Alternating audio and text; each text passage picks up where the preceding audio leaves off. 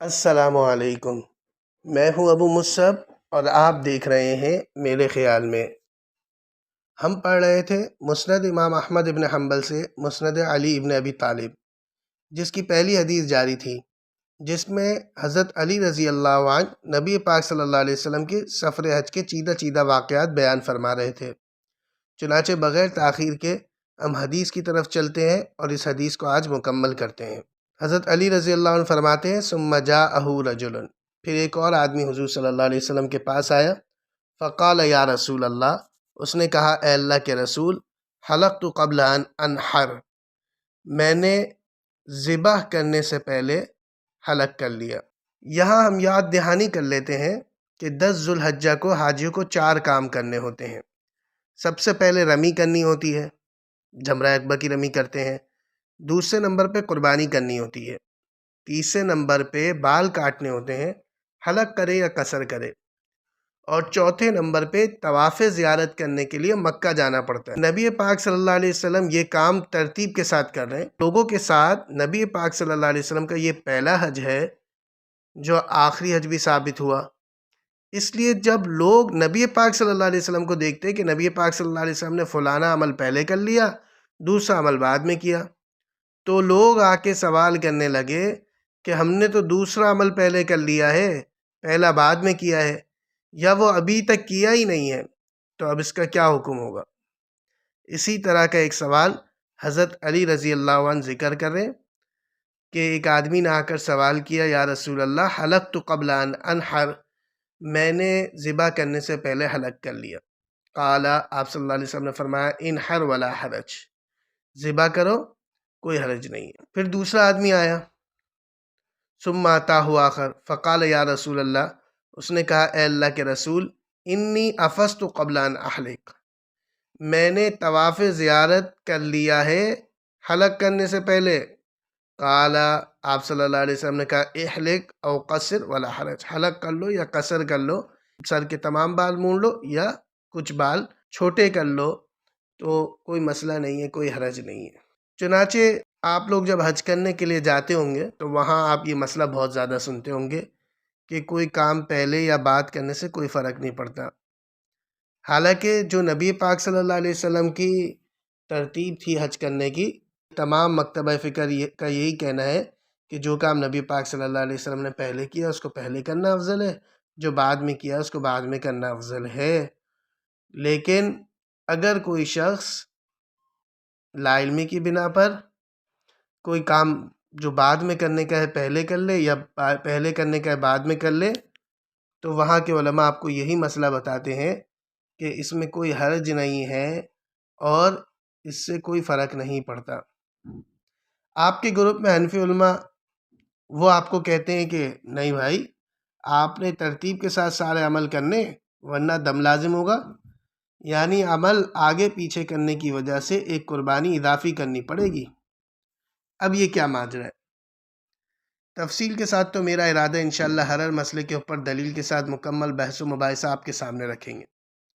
یہاں مختصر بتا دوں کہ امام ابو حنیفہ رحمۃ اللہ علیہ نے مجموعہ احادیث سے اس حدیث کی جو تشریح سمجھی ہے وہ یہ ہے کہ چونکہ یہ لوگوں کا نبی پاک صلی اللہ علیہ وسلم کے سامنے پہلا حج تھا، چنانچہ نبی پاک صلی اللہ علیہ وسلم نے تمام لوگوں ہی کو رخصت مرحمت فرما دی کہ اس بار جو آگے پیچھے ہو گیا سو ہو گیا، لیکن اب حج کے مناسک اچھی طرح سیکھ لو۔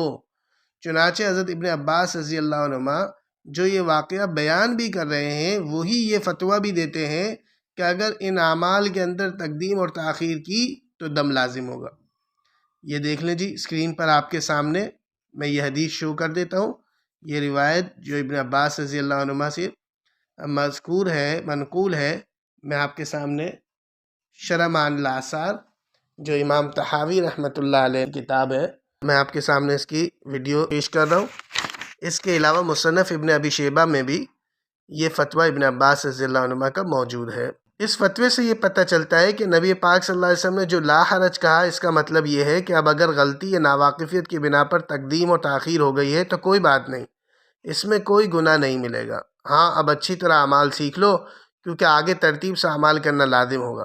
جب ہم حضرت ابن عباس رضی اللہ عنہ کی بیان کردہ اس روایت کو اور ان کے فتوے کو ملائیں گے تو بآسانی امام ابو حنیفہ رحمۃ اللہ علیہ کی بیان کردہ تشریح کھل کے سامنے آ جائے گی کہ اگر لا علمی کی وجہ سے اعمال آگے پیچھے کر دیے تو اس میں گناہ تو کوئی نہیں ملے گا، ہاں البتہ کہ آگے پیچھے کرنے کی وجہ سے دم ضرور لازم ہوگا۔ اب ہم آگے چلتے ہیں۔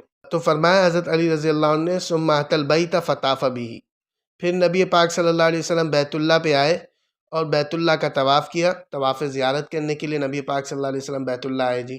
یہ فرض طواف ہے جو کہ کعبہ کا کیا جاتا ہے حج کے دوران۔ ثم اتی زمزم، پھر بیت اللہ کا طواف کرنے کے بعد حضور صلی اللہ علیہ وسلم زمزم کے پاس آ گئے، کنویں کے پاس آ گئے۔ فقال یا بنی عبد المطلب، آگے جو بات آ رہی ہے اس سے پہلے میں مقدمہ بیان کر دیتا ہوں۔